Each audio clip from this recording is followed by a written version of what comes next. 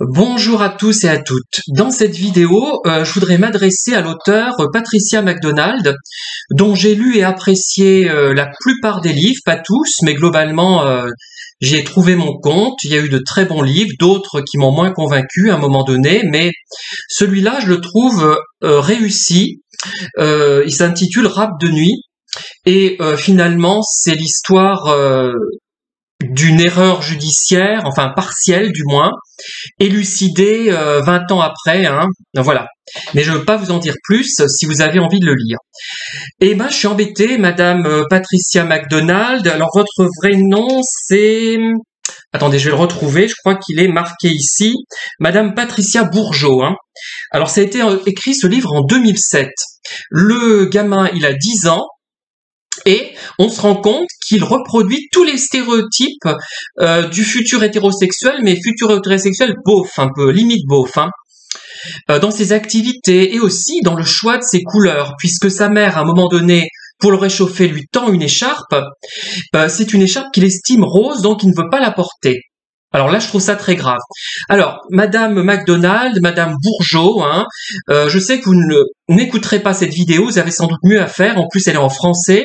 Il faudrait peut-être une traduction, à moins que vous maîtrisiez le français, ce qui est possible, hein. Voilà. Vous avez un large lectorat. Donc profitez-en pour diffuser des idées modernes.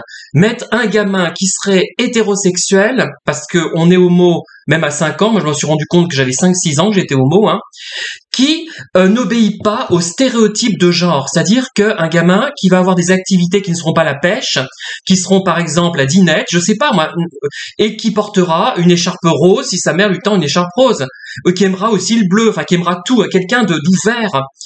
Alors moi je trouve assez grave, même en 2007, qu'un auteur aussi célèbre, qui a tant vendu, contribue à diffuser une vision stéréotypée des hommes, hein. C'est une violence faite aux hommes, une fois de plus, et un gamin qui va avoir une attitude en fait typiquement hétérosexuelle. Mais moi ce que j'aimerais en fait, ce n'est pas qu'on transforme forcément les gamins en homo, mais il faudrait qu'il y en ait plus, c'est sûr, hein. Des gamins homo, il faut qu'il y en ait plus, mais que l'on, qu'on présente des hétérosexuels qui se font la bise, qui portent du rose, des gamins, je veux dire, hein, qui jouent à la poupée, etc., etc. Il faut arrêter ces stéréotypes de genre. Enfin, c'est insupportable et je trouve ça grave pour un auteur aussi connu.